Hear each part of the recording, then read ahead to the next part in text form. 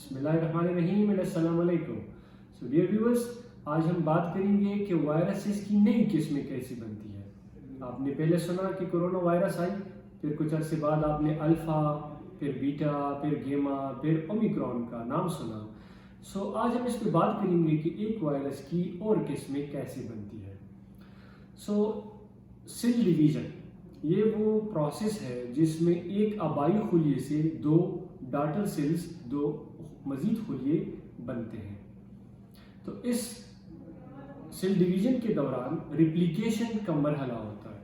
Replication से मुराद ये है कि कोई भी सेल अपने उसकी न्यूक्लियस के अंदर जो जेनेटिक मटेरियल मौजूद है, यूजुअली ये डीएनए के फॉर्म में होता है, उसको ये मल्टीप्लाई करता है। सो एक जो डीएनए है उससे दो बनते हैं, 2 से 4, 4 से 8, 8 से 16, इस तरह इनकी तादाद बढ़ती जाती है।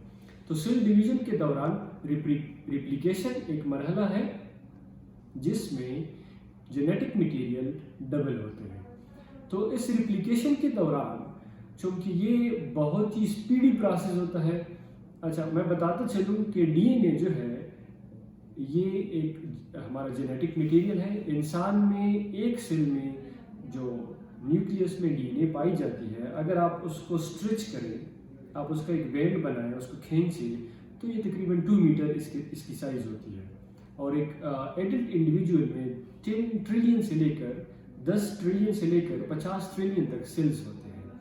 अब अगर हर सेल की डीएनए को लिया जाए और उसको एक धागे में जैसे परोया जाए, उसको एक लंबी उसकी स्ट्रैंड, एक रस्सी बनाई जाए, तो ये इतनी लंबी होगी कि आप ज़मीन से चांद तक 1500 दफ़ा जा सकते हैं और वापस आ सकते हैं। इस रस्सी की लंबाई इतनी लंबी होगी।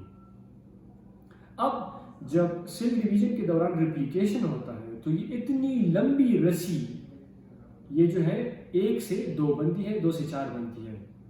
ठीक, तो अब इस रिप्लिकेशन चूँकि बहुत ही स्पीडी प्रोसेस है, ये बिल्कुल बर्क रफ्तार से ये प्रोसेस चलता है। अब इस प्रोसेस के दौरान म्यूटेशन का अमल होता है। म्यूटेशन से मुराद ये है कि उस जो डीएनए में न्यूक्लियोटाइड्स पाए जाते हैं, जैसे कि A, T, C, G, अब किसी मखसूस न्यूक्लियोटाइड की जगह कोई दूसरा न्यूक्लियोटाइड उसकी जगह ले लेता है, इसको म्यूटेशन बोलते हैं। ये म्यूटेशन अक्सर औकात इस पर कोई ज़्यादा असर नहीं होता। कुछ बाज़ औक़ात ये मुफीद भी हो सकते हैं, लेकिन बाज़ औक़ात इसका असर इंतहाई ख़तरनाक और मुज़र भी हो सकता है। म्यूटेशन के दौरान वेरिएंट्स वजूद में आते हैं। वेरिएंट से क्या मुराद कि अगर न्यूक्लियोटाइड्स की जगह कोई दूसरा न्यूक्लियोटाइड आ जाए और वो सिग्निफिकेंट, उसका इफेक्ट काफ़ी सिग्निफिकेंट हो, तो WHO उसका नाम देता है वेरिएंट ऑफ इंटरेस्ट या वेरिएंट ऑफ कंसर्न। तो इसी म्यूटेशन के दौरान जब कोई ऐसा म्यूटेशन आ जाए जिसका असर काफ़ी सिग्निफिकेंट होता है, तो वो वेरिएंट ऑफ इंटरेस्ट या वेरिएंट ऑफ कंसर्न बन जाता है। आगे चलकर जब वो ज़्यादा रिप्लिकेशन, ज़्यादा आबादी में ज़्यादा मिकदार में आने लगता है और इसका असर भी काफ़ी ज़्यादा होता है, तो फिर इसको WHO एक नया वेरिएंट डिक्लेयर करती है। जैसे कि ओरिजिनल कोरोना वायरस जो कि 2019 में आया, उसके बाद उसकी नई किस्म आई अल्फ़ा, उसका एक वेरिएंट UK में ये ओरिजिनेट हुआ। फिर कुछ अरसे बाद बीटा एक इसका वेरिएंट था जो कि साउथ अफ्रीका में ओरिजिनेट हुआ। फिर हमने सुना डेल्टा के बाद एक वेरिएंट आया जो कि इंडिया में ओरिजिनेट हुआ था। और रिसेंटली जो इसका सबसे लास्ट वेरिएंट था वो ओमिक्रॉन था, वो भी साउथ अफ्रीका में ओरिजिनेट हुआ। तो रिप्लिकेशन के दौरान ये वेरिएंट बनते हैं, म्यूटेशन आते हैं, जो सिग्निफिकेंट होते हैं वो वेरिएंट बन जाते हैं, वो एक नई किस्म इख्तियार कर लेते हैं। अब समझने की बात यह है कि जितनी ज़्यादा वायरस जितनी देर तक हमारे माहौल में मौजूद होगा और जितने ज़्यादा लोगों को ये इन्फेक्ट करेगा, तो उतनी ज़्यादा इसकी रिप्लिकेशन होगी।